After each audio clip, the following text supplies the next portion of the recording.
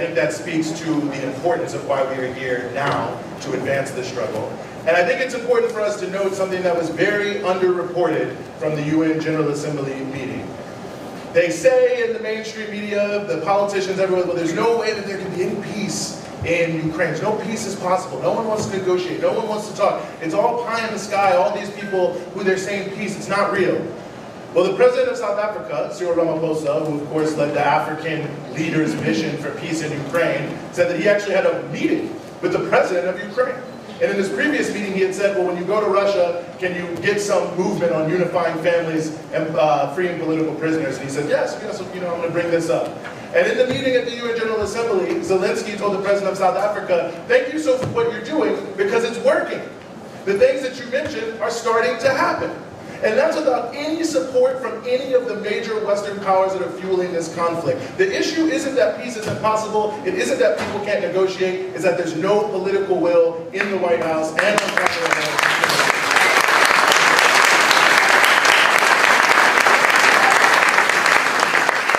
And we really want to thank everyone who has sponsored this event, bravely I might add, because of course anytime you do something like this, people want to attack you, and perhaps Vote Vets would like to know. We have Veterans for Peace as one of our sponsors here tonight.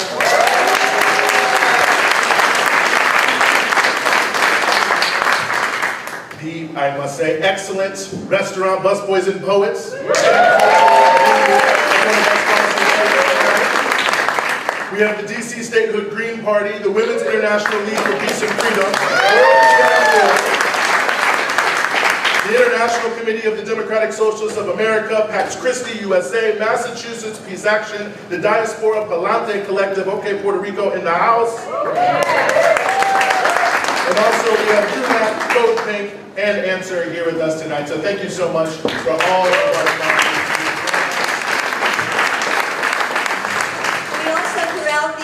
Are going to encourage you to become part of a coalition called Peace in Ukraine.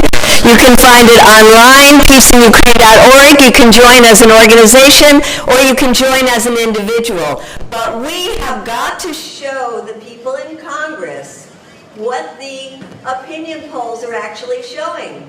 And that is, despite the message from the majority of Democrats and Republicans, despite the message coming from the White House, despite the message coming from the mainstream, or some would say lamestream media, the majority of the American people, 55% according to the CNN poll, don't want to send more money to Ukraine. The majority of the American people want peace talks and negotiations. So why aren't those people in Congress representing us? And that's why we need you to be part of Peace in Ukraine. And we have the live stream going right now. There are thousands of people watching online, which is very, very exciting.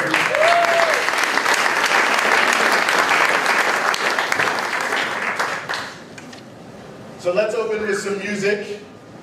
We are very, very honored to be joined here to start us off by the excellent, fantastic, dulcet tones from members of the DC Labor Chorus. Give it up for them.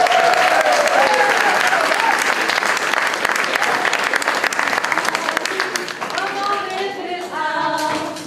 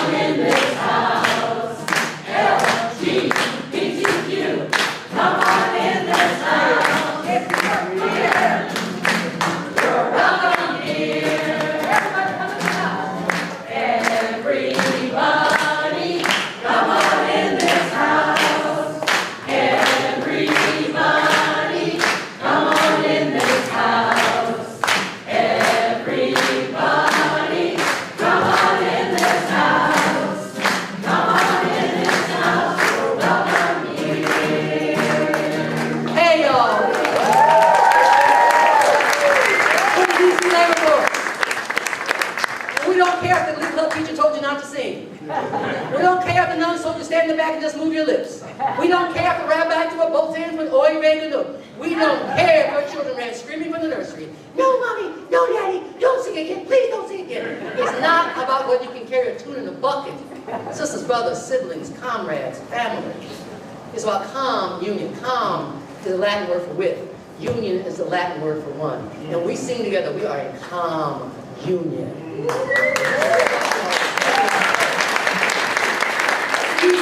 Salam, shalom.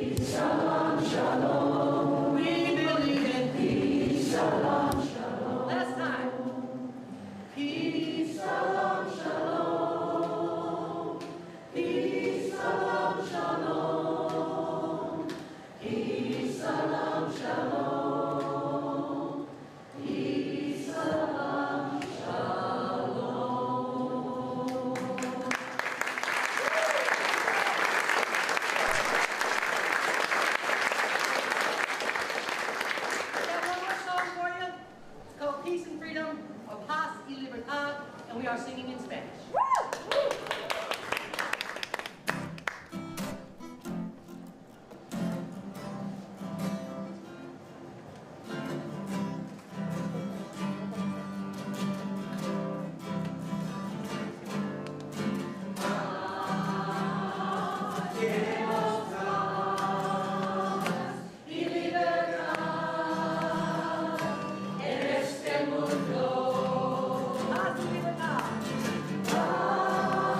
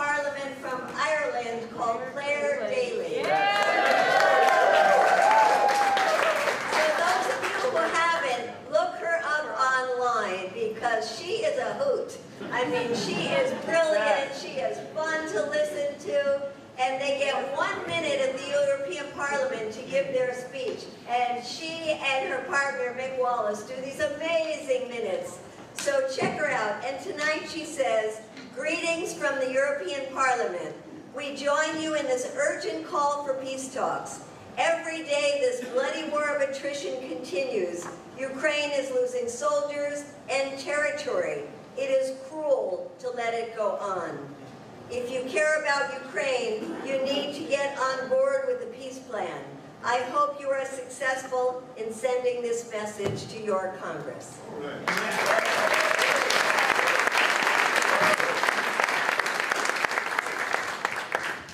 We also have a message here from the Stop the War Coalition in England, in the United Kingdom.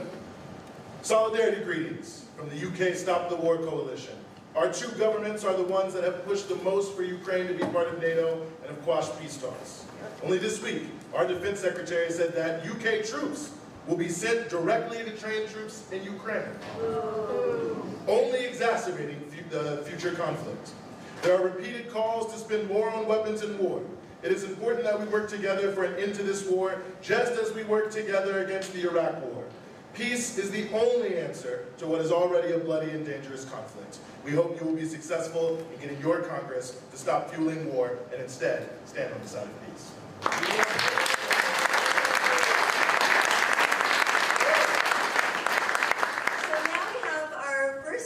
Tonight, who is, it's a little tough to be a comedian these days, because the world isn't so funny, but he is a comedian, and he's a writer, and he's a podcaster, a news journalist, a news commentator. You might have heard of him when he had his wonderful show called Redacted Tonight, but that was censored. News show called Dangerous Ideas. Let's give it up for Lee Camp.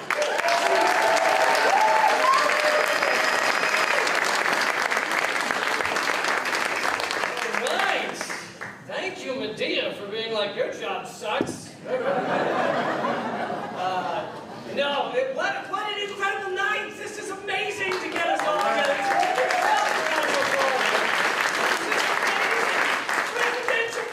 Cornel West is here!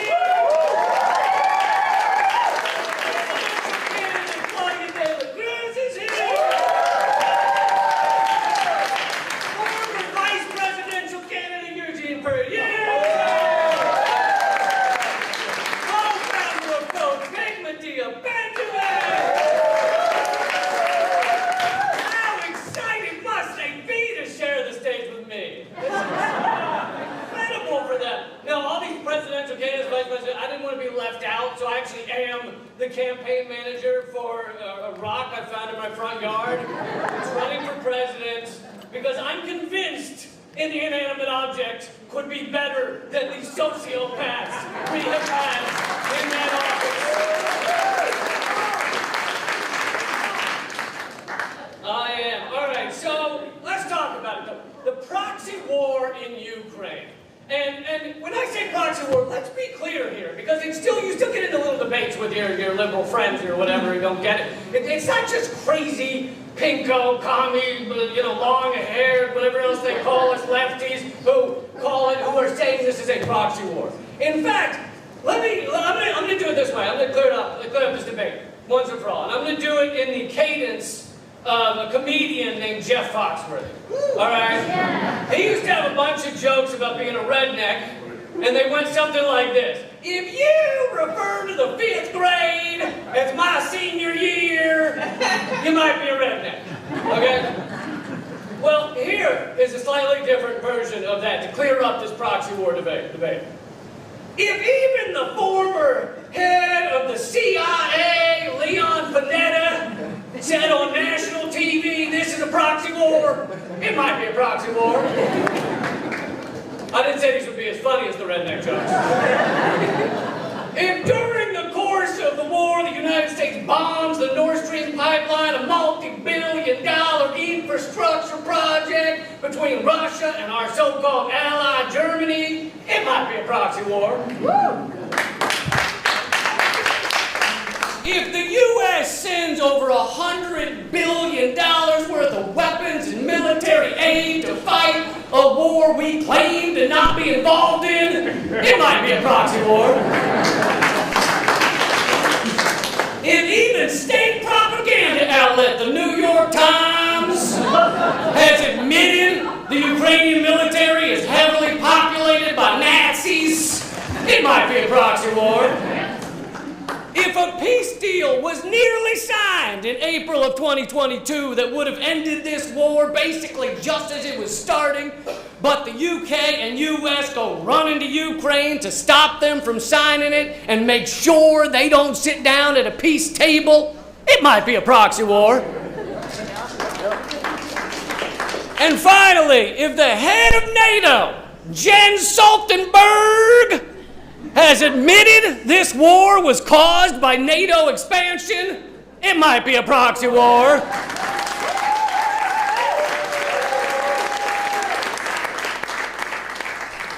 Hope we settled that debate. Around $130 billion of aid has been sent or approved for this proxy war in Ukraine. According to the Department of Housing and Urban Development, it would cost $20 billion to end homelessness in the United States.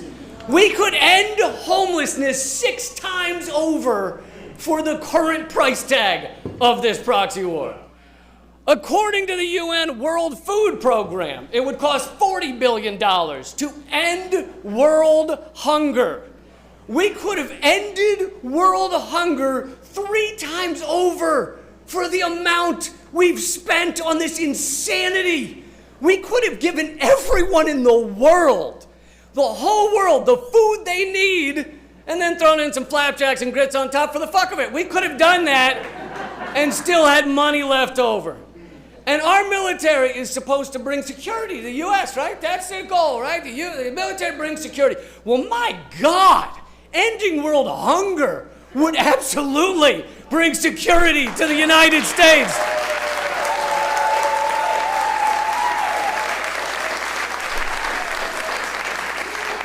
Could you imagine how loved we would be? We would be like rock stars. We wouldn't have to bomb a damn thing. We would just be adored. We would be looked at like Taylor Swift, just people on the street like, oh my God, that's them. They ended world hunger. That's them right there.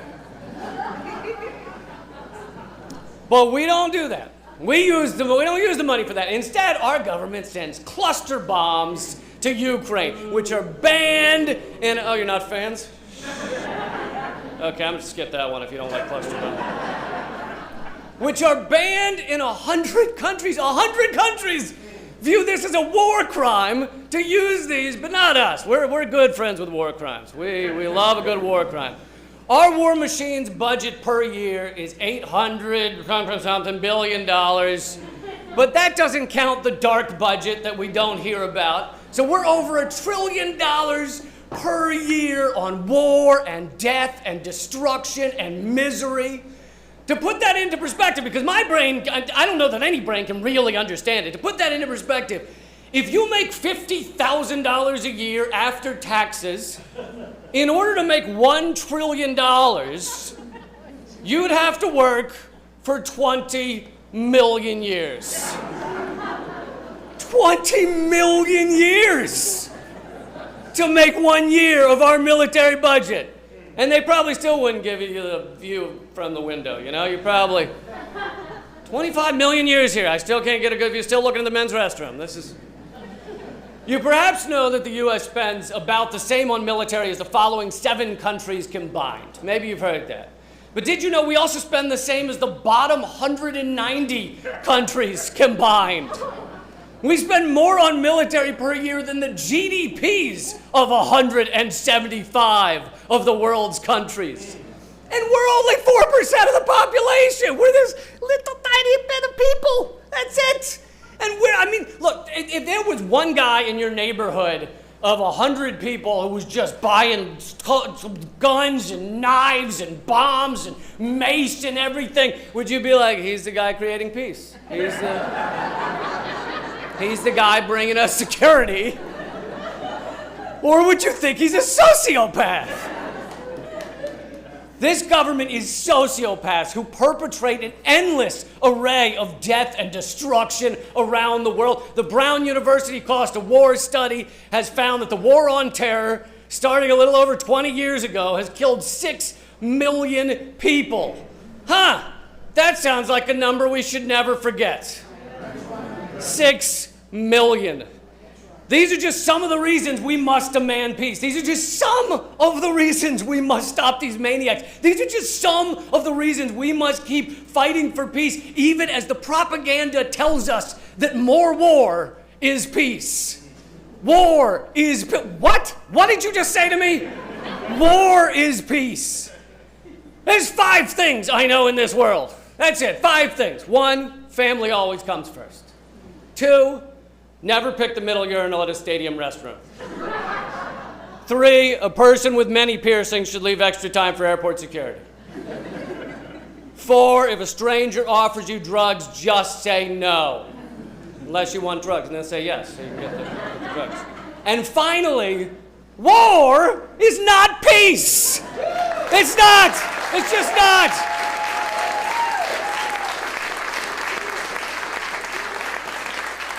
And that's why, actually, it takes $1 trillion or trillions of dollars of propaganda, this propaganda apparatus, to convince this nation that war is peace.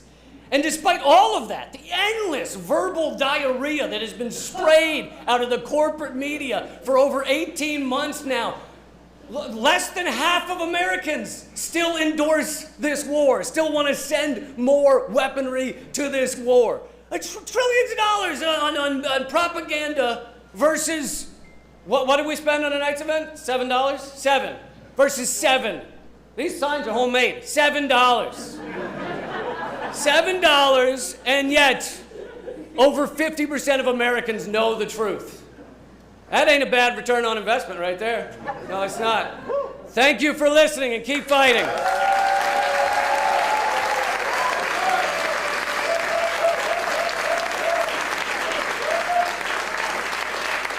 Nailed it, Lee Camp. I don't know how you did it, making war funny, but you did it. Thank you so much. And we want to read a couple of other statements of solidarity. You know, we were talking earlier about Vote Vets being outside the Capitol today saying more money for war. So we want to read a statement from Veterans for Peace, and I think we have a couple of the veterans people in the house here, so thank you.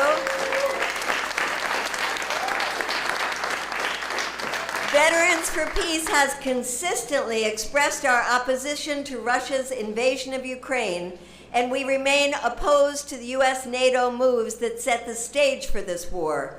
War is never an answer, especially in our age of nuclear proliferation. As veterans who have experienced the carnage of war, we feel great empathy for the young soldiers on both sides of this bloody war who are being killed and injured in the tens of thousands. We know all too well that the survivors of armed conflict will be traumatized and scarred for life. We demand urgent, good faith diplomacy to end the war in Ukraine, not more U.S. weapons, advisors, endless war, and certainly not a nuclear war. We want those billions of dollars going for climate correction, jobs, healthcare, housing, not for the profiteers who manufacture weapons for death and destruction. It is time to embrace diplomacy and peace for the people of Ukraine, the people of Russia, the people of Europe, the United States, China, for the children, for the civilians, for the soldiers, for all living things. We demand diplomacy, not war. We demand peace in Ukraine.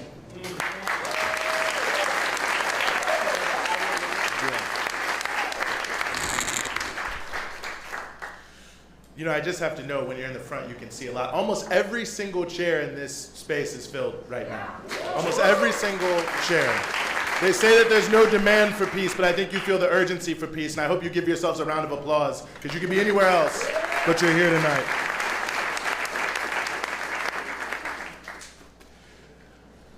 When I think of our next speaker, I guess what I really think of the most is consistency. I've known her for, well, I won't say exactly how many years, but I can say I think we actually met in the very first time in the streets protesting the war in Iraq. And since then, whether it's been Iraq, Libya, Syria, you name it, when there is an imperialist war raging, bombs falling, children dying, people being starved for sanctions, really any injustice emanating from several of the buildings that are just down the street from us today, you can be pretty much guaranteed that not only would Claudia De La Cruz be there, but she's going to organize some people to come with her to try to build this movement like we're building a movement here tonight. That's right. I could say a lot more, but I think I'll be up here all night if I say what I really think, because this is someone who I deeply admire. She hails from the People's Republic of the South Bronx, and I also have to say, just like the Isley Brothers has ties to Teaneck, New Jersey. So before I say too much up here, give it up for Claudia De La Cruz.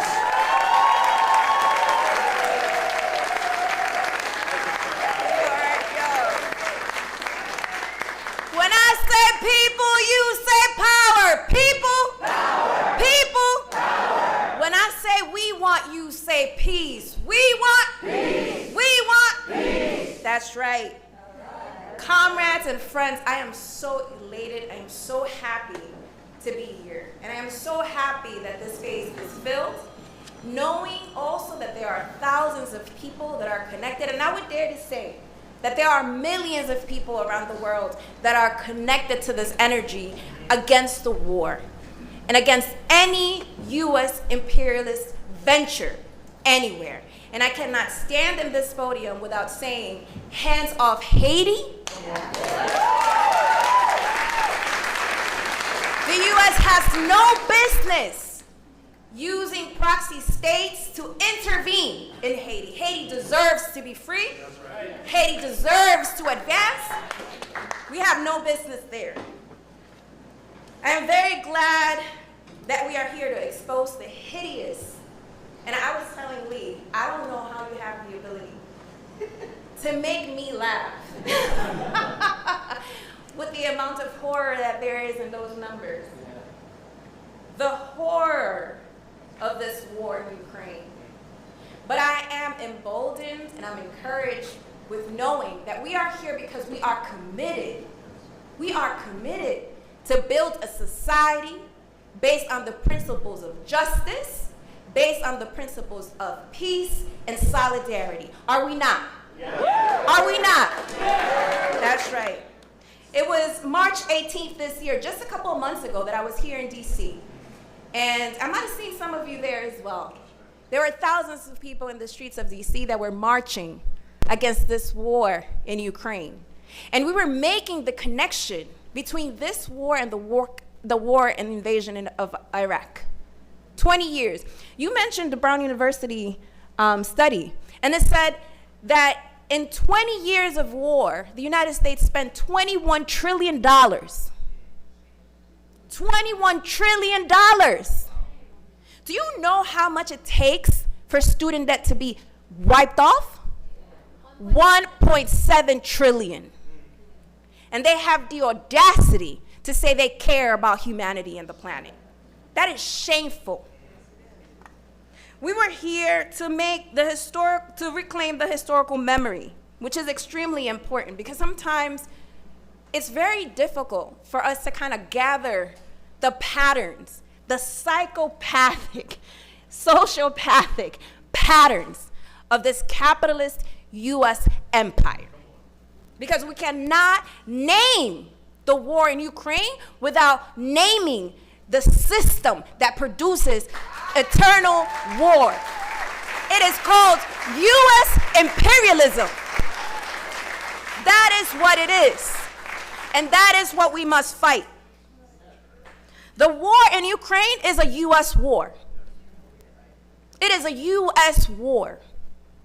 And it's a war that's outsourcing suffering, that is outsourcing pain and misery. There's a saying, out of sight, and we must fight against that as an instrument of war by the United States. Because for as long as the suffering and the killing is going on with Ukrainians and with Russians, they're okay sitting back and saying, let them kill each other while we expand NATO. And they don't care about the length of the war, precisely because the longer it goes, the weaker their opposition becomes.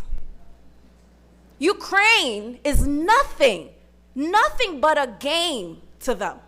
It's nothing but a pawn in a chessboard, in a geostrategic move to weaken Russia and to get to China, because they understand that this world is changing, that people are no longer going to take neoliberal projects, that people are no longer going to stand with the unipolar world that the United States has created. People are standing against U.S. hegemony. People are standing against U.S. dominance, and they're building instruments that the United States has no interest in standing back and watching develop. Why must we police the world? Why must the United States continue to militarize the world? We say, shut down NATO. Dissolve NATO. NATO has the same function. And I cannot stand here and not say this. It has the same function in Europe that AFRICOM has in Africa. It has the same function that the Southern Command has in the American continent. And these are instruments of war. These are instruments of death that do not benefit or advance the interests of working class people in any country outside of the U.S., and most definitely not people in the United States.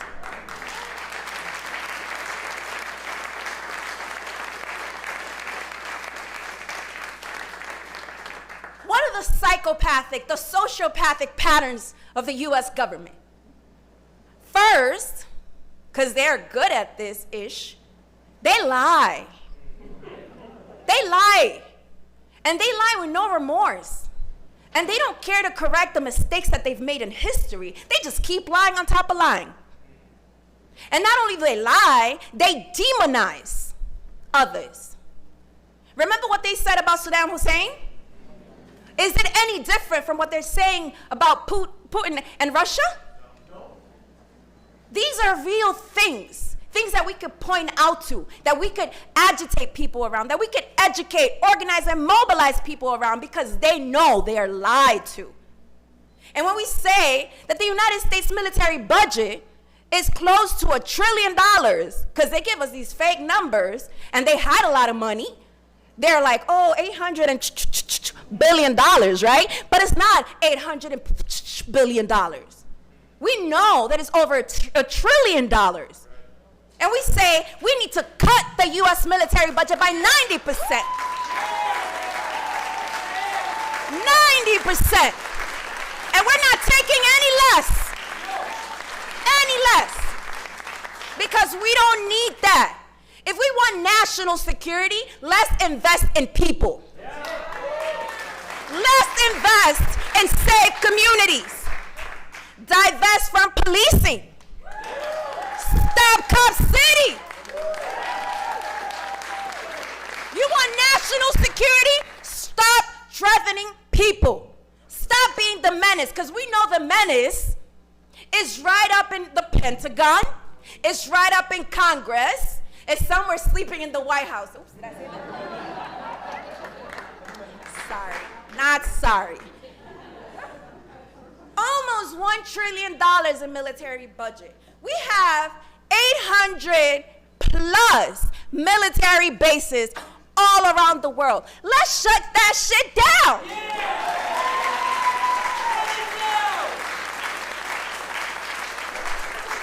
And I'm sorry if there's anyone that feels offended by the vulgarity, but there's nothing more vulgar than the U.S. empire. Nothing.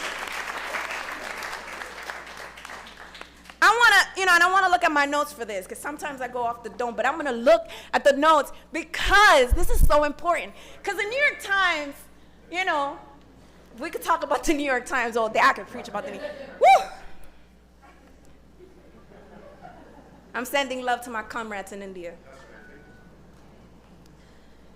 And you should all look into that. NewsClick was persecuted because the New York Times decided to put out some article that ultimately locked up 50 comrades that allowed them to raid 100 homes. New York Times is nothing but an instrument of U.S. imperialism and capitalism.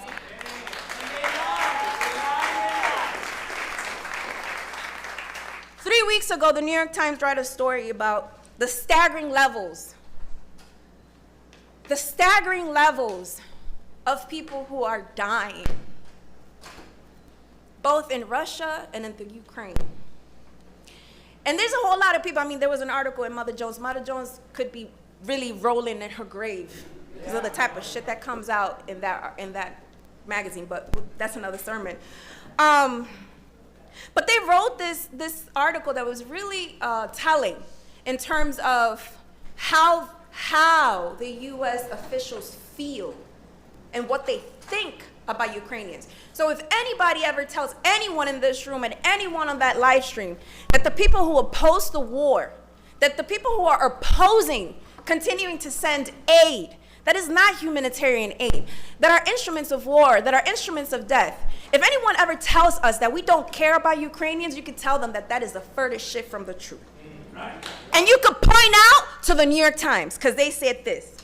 In just a year and a half, Ukraine's military deaths have already surpassed the number of American troops who died during the nearly 2 decades of U.S. units were in Vietnam. American officials say that they fear that Ukraine has become casualty averse. One reason it has been cautious about pressing ahead with the counteroffensive. Almost any big push against dug-in Russian defenders protected by minefields would result in huge numbers of losses. American officials are worried, listen to this, they are worried that Ukrainian adjustments will race through precious ammunition, end quote. So in case you didn't get this, let me just set this straight. First, they said that casualties have reached about 500,000. Casualties have reached about 500,000. Second, that the U.S. officials are concerned with Ukrainians not wanting to die. They're concerned that Ukrainians don't want to die anymore and that they don't want to send their children to fight anymore. And then they fear about the racing through of precious ammunition. Brothers and sisters in struggle, does that sound like people who give a damn about Ukrainians? No. Does that sound like people that give a damn about Ukrainians? No. It is our utmost responsibility, and it is our debt to humanity to build a system that uproots U.S. imperialism. It is our utmost responsibility to abolish instruments of war. It is our utmost responsibility to build a society that places people first and at the center of all of its agenda. It is our responsibility to build an anti-war movement that is massive, that is rooted in our anti-imperialist history, because we have that too. And so I pray that we leave this space filled with that spirit and that responsibility, that we will multiply the numbers of people in this room, and we will multiply the numbers of people in that stream, because our people are ready. They are ready. There are over 160 million people living in or near poverty in the wealthiest country in the world. They are ready. They know what violence looks like, and they don't want it. Thank you.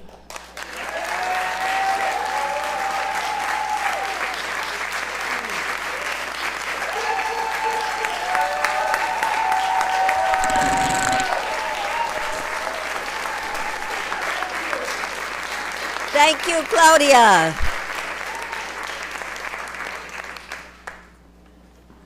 So, I don't know how closely you follow things that are happening in Congress. But a while ago, in fact, last year, there were 30 members of the Democratic Progressive Caucus that signed a very mild letter to President Biden saying, thank you for all the weapons you're sending. Thank you for all the economic aid you're sending. How about a little diplomacy? How about a little negotiations along with that? They could only get 30 members to sign it, and immediately other members of the Democratic Party, like Nancy Pelosi, came down on them like a ton of bricks and forced them to withdraw that letter within 24 hours, and since then they have been silent. Worse than silent, actually, because they've been approving every single tranche of money for Ukraine, and they refuse to support efforts that are coming from a small right wing of the Republican Party that unfortunately are the ones with the most sane ideas about Ukraine right now, because they're saying, what is your diplomatic path? They're asking the administration. They're saying, define victory for us, because we don't know what it is. They're asking, how much is this going to cost the American people? And they can't get one Democrat to go along with them asking those questions to this administration. And this week, there's a lot of pressure to send more money to Ukraine, and it is just a small right wing of the Republican Party that is saying no. That doesn't make any sense. And that's why they have to hear from us big time. And tomorrow, we are going into the offices of members of Congress, including the ones that have been champions of progressive causes, people like Senator Bernie Sanders, and we're going to do a sit-in in his office and demand that he say peace and diplomacy. So some of you are already signed up with us for Advocacy Day tomorrow. Believe me, if you don't want to get arrested, you're not going to get arrested. Don't worry about that. Some of us are risking arrest, but the rest of you don't have to do it. But we need bodies to show that there is a lot of support for diplomacy. So if you haven't signed up already, please see us afterwards. You can talk to Marcy or Danica or Jody, and if you can't find any of us, just show up tomorrow in the Senate Hart Building at 9:30 in the morning. We will start out with a peaceful gathering with our dear Dr. Cornel West. We we will bid him goodbye, and then we will march up to some of these offices like Bernie Sanders and others. We will visit the squad. We will visit all of these people that if there were a Republican in the White House, they would be right there with us. And because it's a Democrat, they're not. And as we said earlier, the issues of war and peace are way too important to be partisan issues. So we want to read you two more statements of solidarity before we bring up our dear keynote tonight. And one of them is from Progressive Democrats of America's End the War Committee. And thank you. So we have some of you represented here tonight. All right, Jim. We are happy to be a sponsor of this event and the Global Week of Actions. We condemn the Russian invasion, and we are also aware that this conflict did not start in 2022. It is the culmination of provocations by the US and NATO, NATO's eastward expansion, inviting Ukraine to join NATO, US interference in Ukraine's internal politics.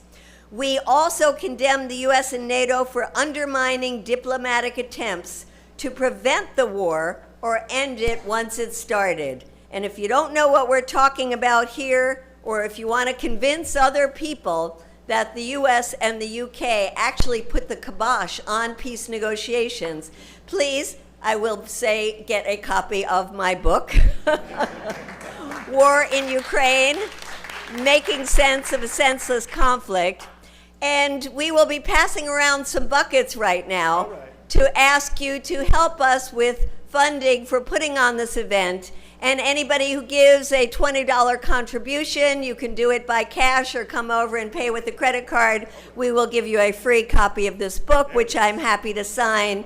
But it's important to get this book out so people understand the basis, the context for this war.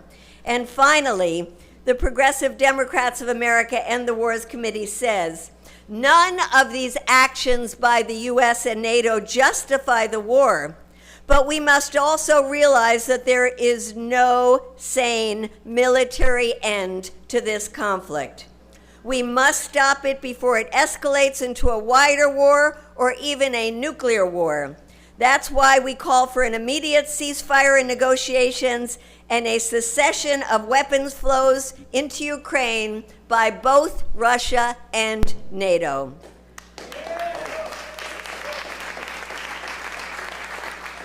War is never the answer, and humankind must find a way to permanent peace if we are to survive and flourish.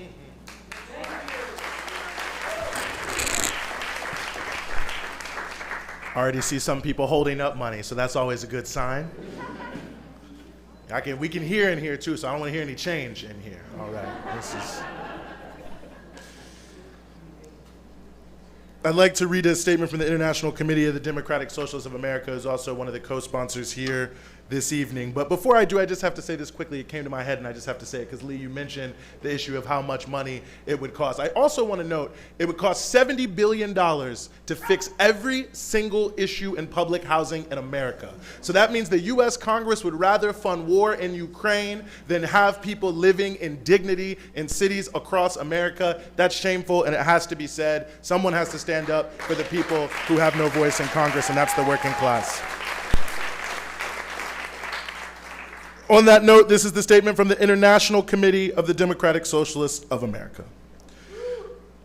The DSA International Committee is proud to be a member of the Peace in Ukraine Coalition and a co-sponsor of the important forum tonight. We stand in solidarity with the working classes of Ukraine and Russia who bear the brunt of this terrible war. We oppose the Russian invasion just as we oppose the expansion of NATO that set the stage for this avoidable conflict. We join the majority of the world's population.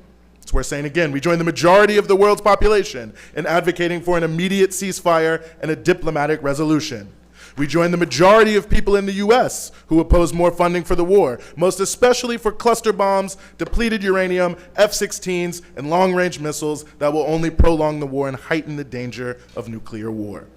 Solidarity to the organizers of this event and the peace activists around the world. Peace in Ukraine, stop the killing, ceasefire now, billions for human needs, not for war profiteers. A better world is possible.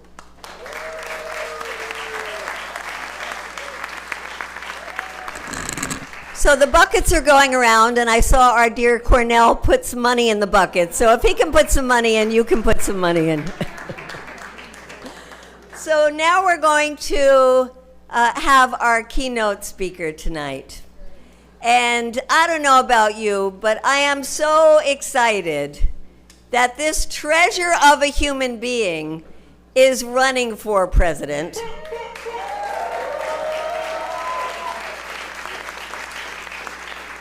When you look at the two other people that might very well be the candidates for the Democrats and Republicans, and you see Joe Biden and Donald Trump, you think, what the heck is wrong with our country?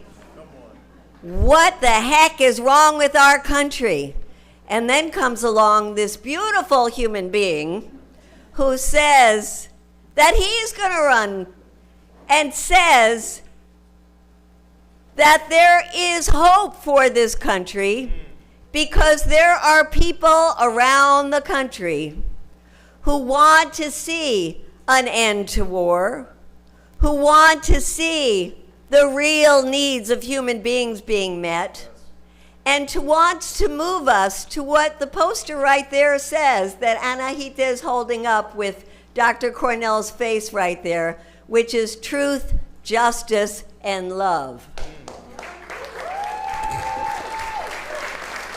I don't think I really need to say much about consistency, but it does feel a theme. The first time I saw Dr. Cornel West was in Crampton Auditorium just up the road from here in 2004. I will date myself on that. But the fact of the matter is there's never really been a time where we need our figures of public note to stand up and to speak out and to be counted on the issues that matter.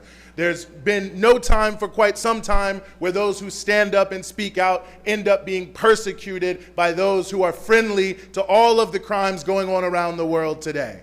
But when the mass media is silent, when the politicians are silent, that's when the people have to raise their voice to change the political climate in this country and around the world. It's possible, it can be done, and it absolutely will be done with all of us when we have great leaders and great people standing up for us and standing up against this war. Dr. Cornel West, please come to the stage. We're honored to be here alongside you.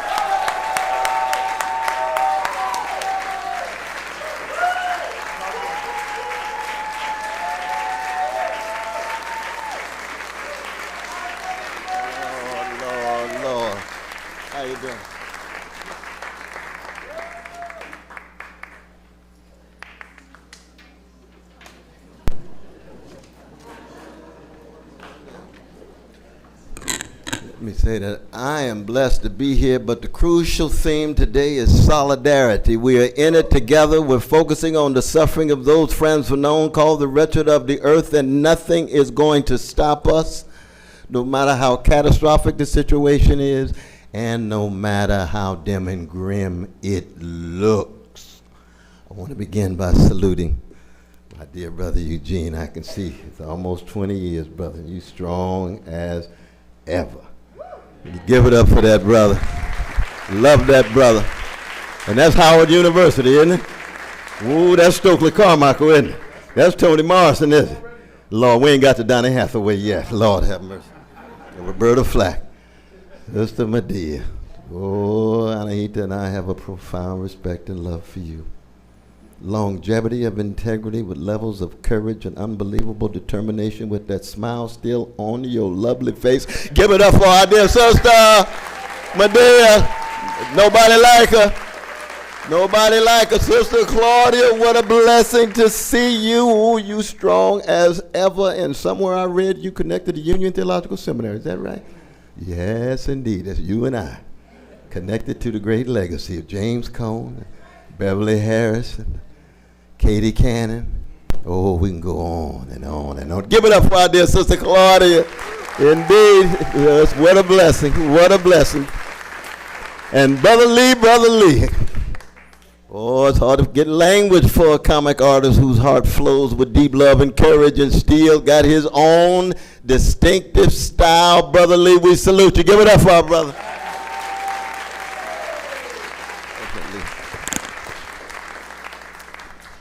I want to begin with 3 epigraphs just in order to set the stage. Sonny Rollins once told me that he and Coltrane would get together and speak for hours.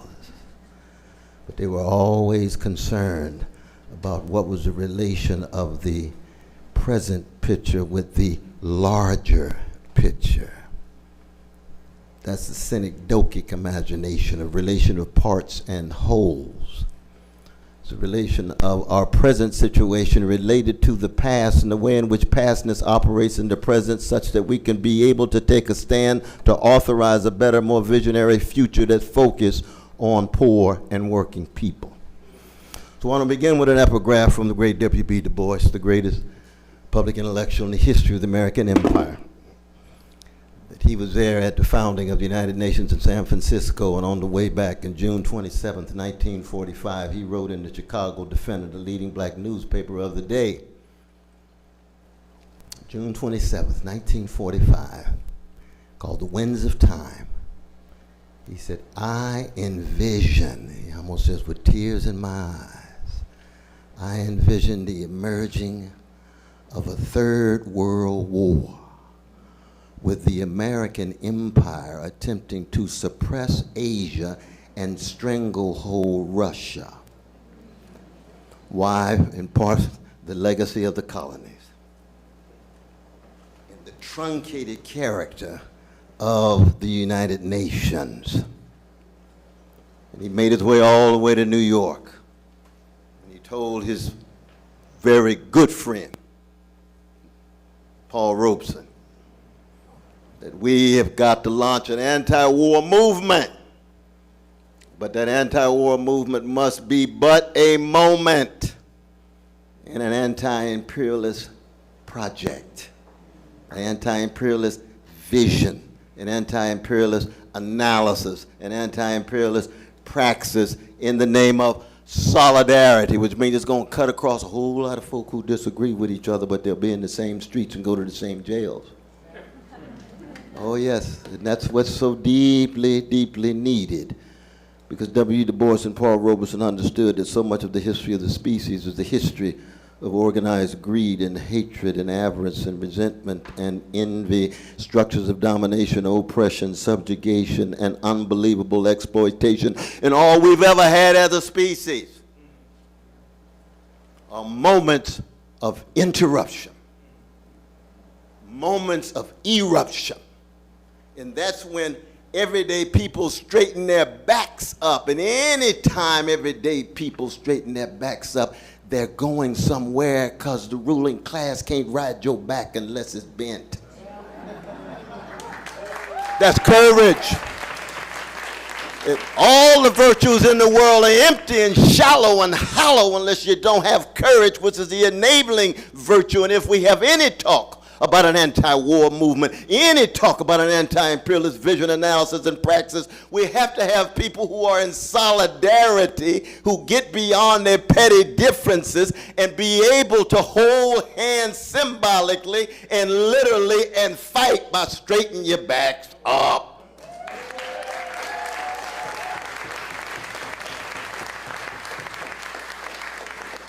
The brother used to play organ in my church on the chocolate side of Sacramento in Shiloh Baptist Church, named Sylvester, but the world knows him for the genius that he is. His name is Sly Stone. He wrote a song called Stand. You've been sitting much too long. There's a permanent crease in your right and wrong. Stand, there's a cross for you to bear, things to go through if you going anywhere. Second epigraph comes from Martin Luther King Jr. That's the same Martin Luther King Jr. was in that paddy wagon for 4.5 hours when he rode from Atlanta to Reidsville prison. And Daddy King told me, he said, when Martin, my son, got out, he couldn't walk a straight line. The German shepherds had disoriented him so. He didn't know when he was going to be bitten. He didn't know when he was going to be pushed against the wall. He couldn't walk one line, and all he could say was, Daddy, This is the cross we must bear for the freedom of our people. That's the cross the slide was talking about. There is no serious sacrifice or burden that we have to bear that will not allow us to sustain our solidarity, to create moments of interruption here and around the world in light of the war machine coming out of the U.S. empire. So it's not just a matter of how grand your vision and how splendid it is. It's not just a matter of how subtle and sophisticated your analysis.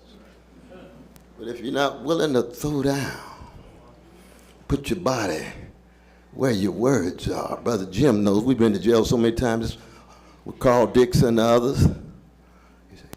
And what Martin said was, my own government is the greatest purveyor of violence in the world.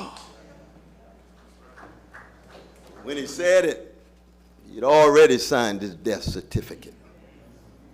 But he understood he'd rather be dead than afraid. He'd rather be a corpse than a coward.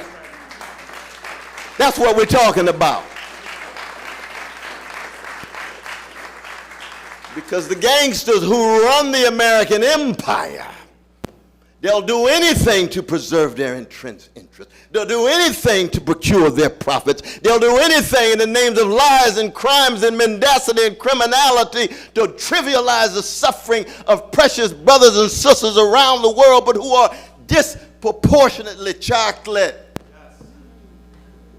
And each life is equal. Each life has the same value and significance. Because I'm still an old school revolutionary Christian like Martin King.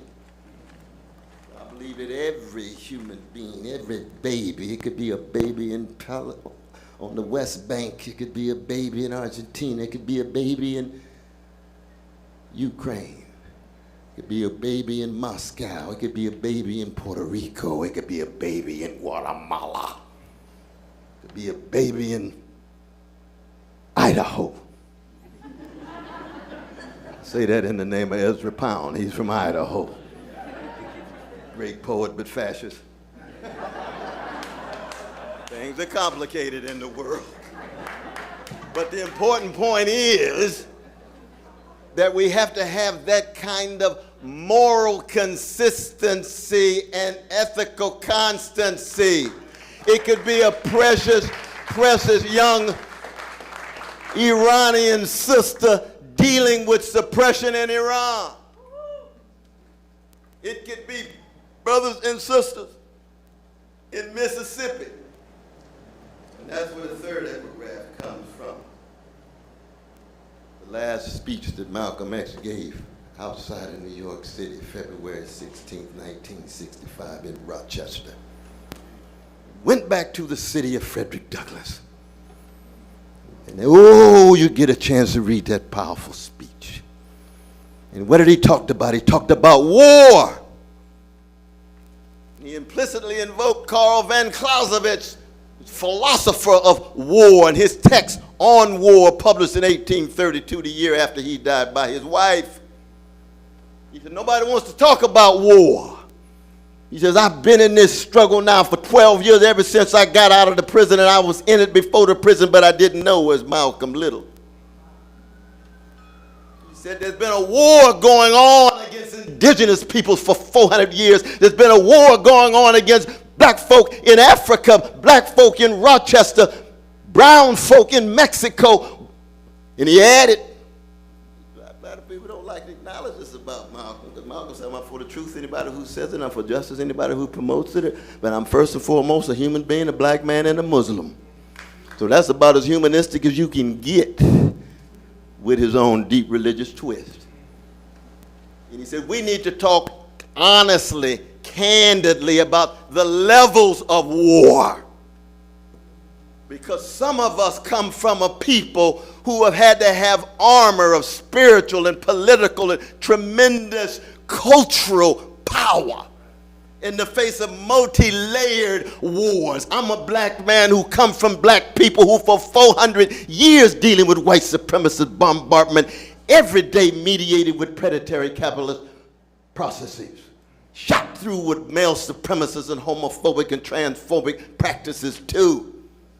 And if you don't get yourself together, you're going to give up real quick. You're going to cave in real fast. You're going to sell out and act as if you're in the vanguard for struggle for something bigger than just your narcissistic ego and agenda. Oh, that's what we're talking about. The wars of Cop City. Can't separate Mexican brothers and sisters trying to get into California from 1846, when the U.S. Empire stole half of Mexico. Some of them just coming home. They ain't got the memo yet. That was an illegal war. It was an immoral war. That's still Mexico. Absolutely. Even Ulysses S. Grant writes about it in the memoir. It was the phoniest war, and he was in the war as a lieutenant and hadn't even become general in the Civil War yet. It's interesting how some of these folk begin to tell the truth after. You know, like the war criminal Henry Kissinger. Well, we didn't have anything to do with Chile, you know, it just was accidental that they overthrew it, and they quit lying. Yeah. And then in the memoir, yeah, of course, the CIA was fundamental, it was fundamental, absolutely. They're going to say the same thing about Julian Assange. Oh, yes, exposing the vicious crimes of the American empire. Same thing about Snowden. Same thing about Mumia Abu-Jamal. Same thing about H. Rap Brown, El Hameen. Same thing about Leonard Peltier. Same thing about folk who told the truth. And sooner or later, truth crushed the earth will rise again. No lie can live forever. Oh, that's what we're talking about. So part of our challenge is to understand the backdrop. 1492, beginning of the Europeanization of the world, when those small nations between the Ural Mountains and the Atlantic Ocean began to reshape the whole globe in their interests and in their image owing to their imperial power. And this contestation of those European empires leading toward what? The end of the age of Europe in 1945 with the most indescribable catastrophic consequences.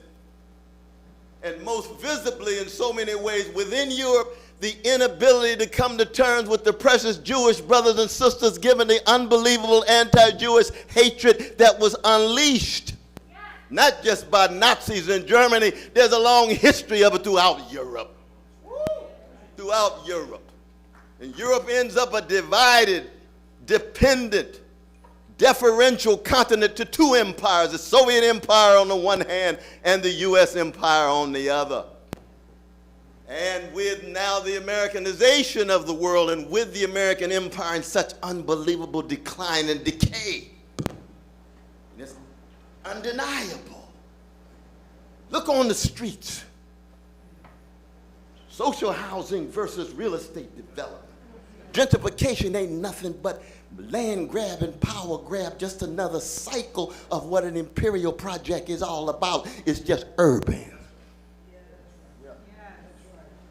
Look in the hearts and minds and souls of our fellow citizens wrestling with levels of despair and despondency, with escalating suicides and escalating drug overdoses, making it difficult even to cultivate the very capacity to love, because love itself is a magnificent interruption in the history of the species, given the history of lust and manipulation and domination tied to vicious forms of male supremacy and other such realities. One of the reasons why black folk talk so much about love. When you've been hated like us, love is liberation. Love is emancipation. Love is subversive. Love is revolutionary. To be bombarded for 400 years and told you have the wrong hips and lips and noses and hair pigmentation and told you're less beautiful and less moral and less intelligent, and then you still have to straighten your back up. Well, you can't talk about peace unless you're talking about the presence of justice. And justice is what love looks like in public. It is. Just like cultivating the capacity for intimacy Tenderness is what love feels like in private. You can't have a movement if you don't have tenderness and kindness in your solidarity, even as you have deep disagreements. And for some of us, we just want to make it soulful. I'm not talking about being on or off the beat. No, our musicians are the vanguard of our movements. Musicians are the vanguard of the species. And they understand the soul ain't nothing but the sharing of a soothing sweetness against the backdrop of a grim catastrophe. That's what Strange Fruit is all about.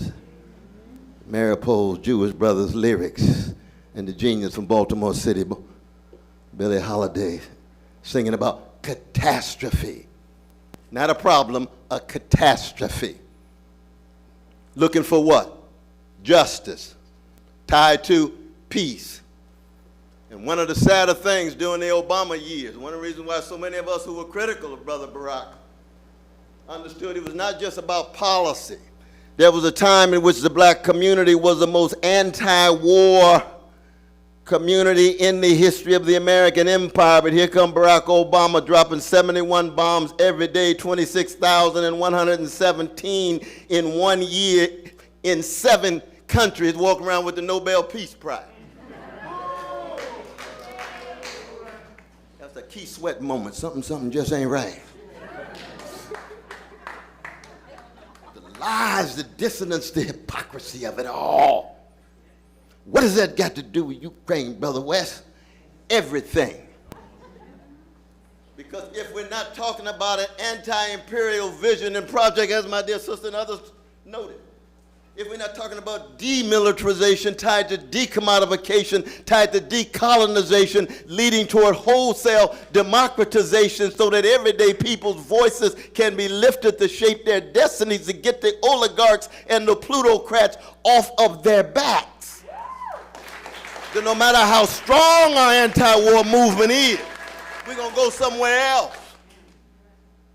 Because so much of this is precisely about human survival, as my dear sister Medea said. That's what it's about. The self-destructive tendencies of the human species. We are a wretched species. Oh, that's pessimistic. No. That's retail pessimism. That's not wholesale pessimism.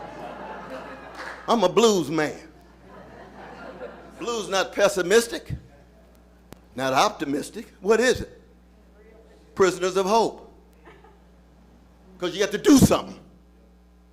Can't just talk about it. Sing your song. Engage in your praxis. Create your solidarity. Sustain what you're trying to do. That's what we're talking about here. How do we demilitarize to keep track of the precious suffering of Ukrainian brothers and sisters, but understand the NATO expansion not simply was a provocation, but it's part and parcel of an overall pattern of U.S. imperial activity that's been going on for decades and decades and decades. Panama been invaded 22 times. Jeez, what are we talking about? Cuba 6 times. What are we talking about? Haiti. Look like there's going to be another occupation coming. Have to fight it. How do we keep track? Vision, analysis, not be overwhelmed by it, but like blues folk, look the catastrophe in the face and not allow it to have the last word. Oh, that's it. That's it. That's it. B.B. King said, nobody loves me but my mama, and she might be jiving too. That's catastrophic. All the forces of the world and the cosmos against you, and the one person you thought in your corner. Now that the whole planet has the blues, the whole nation has the blues, we don't learn something from the best of a blues people, we lose everything. The species, life on the planet, the sliver of democracy that's still limping along, given the ways in which poverty and militarism and materialism and forms of racism and sexism and homophobia and transphobia and so forth are squeezing out the best of our democracy. And sometimes all you can do is do what our magnificent artists did to start this program, is do what? Sing a song. Sing a song. Our precious Hasidic brothers and sisters used to always say, in the face of the morning of catastrophe, you weep, you're silent, and you sing a song. And I come from a tradition where the spirit will not descend without song. So in all of our analysis, and you've heard the data, 800 military bases, 85 countries, special operations, 160-something countries, 3,829 military units in the United States. China got one in Djibouti. But they supposed to be so imperialist. Ain't attacked nobody for hundreds of years. Now, that doesn't mean that China doesn't have its repressive elites. I'm with my Muslim brothers and sisters when they mistreated the Uyghur people. You got to be morally consistent. But Chinese imperialism pales in the face of the largest empire in the history of the species. 68th empire. There's been 70 empires since the empires emerged out of Africa. The United States is number 68 and has done the most damage in treating human beings as if they do not matter. How many precious Iraqis did we invade, occupy, kill, annihilate, and nobody says, not nobody in the powers that be say a mumbling word. It reminds me of the unbelievable cowardliness of these same politicians. They can't say a mumbling word when 551 Palestinian babies are killed in 51 days, and all you can talk about is Israel has a right to defend itself. Please. Where's your morality? Where's your spirituality? Where's your truth-telling? Where's your care? What happens when it comes to your house? What happens when the catastrophe comes to your neighborhood and all of a sudden you want to be on the cutting edge of morality? That's, I hope, the raw stuff of this new moment of an anti-war momentum and possible movement. It takes a lot to create a movement now. You just can't call for it. You got to build it. But it has to be a moment within a larger anti-imperialist vision and analysis so that there could be possibly a new world. Thank you all so very much. Stay strong. God bless.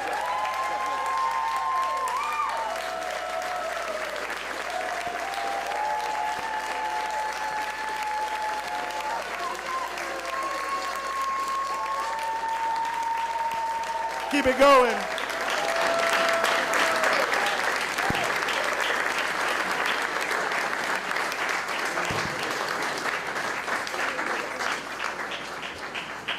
Give it up one more time for Dr. Cornel West, Claudia De La Cruz, Lee Camp.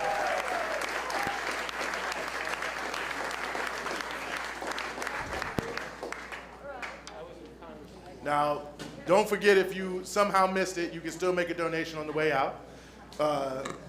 Listen, you got to do what you got to do to fund this in the grassroots. You can even get Medea's book. You can get her to sign it. It's a pretty good piece. But I want to thank everybody. It's a great book. The signature is a pretty good edition. I want to thank everybody for being here tonight. Of course, you could have been anywhere. You could have done many other things, but you wanted to be here. There's thousands of people, I'm sure, who are watching on the live stream. We want to thank them as well for joining us virtually, especially those who shared it, so that many more people, whoever was following them, could follow us here this evening.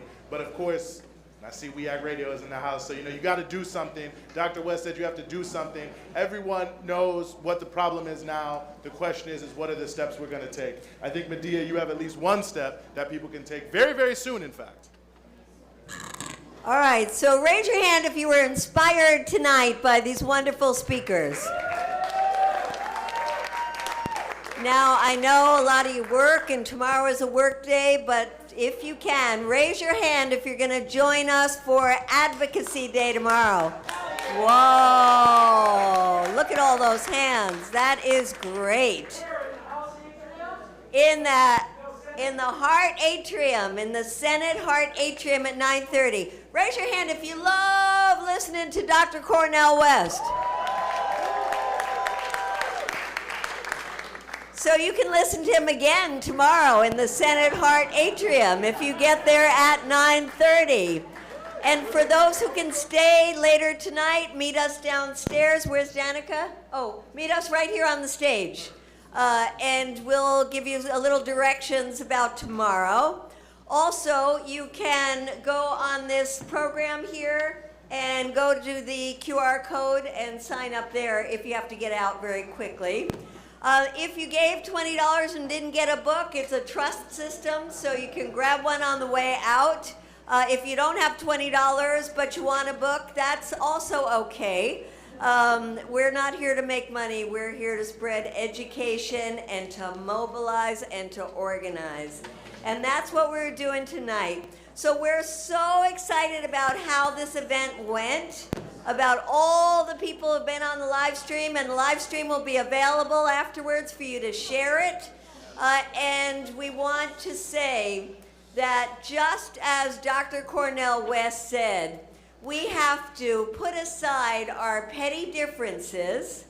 It doesn't matter what group we're with, how we view the world, through what lens. We've got to use the lens of peace. We got to use the lens of stopping this catastrophic war and all wars. We got to use the lens that says to all of our friends out there who were with us in a peace movement before, and suddenly with this war say this one is different, we say it is not. War is never the answer. War is the problem.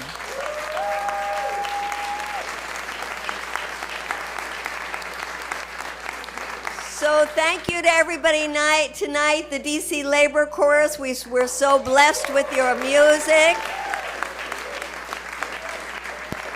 The wonderful speakers, and we look forward to seeing those of you who could join us tomorrow. If you want to do some jail solidarity, you could see Tig Berry over here. And come up front right now so we can have a chance to do a little communing about what tomorrow is going to look like. Thank you all so much for coming here. We love you. Good evening. Thank you. Give it up for Eugene Puryear.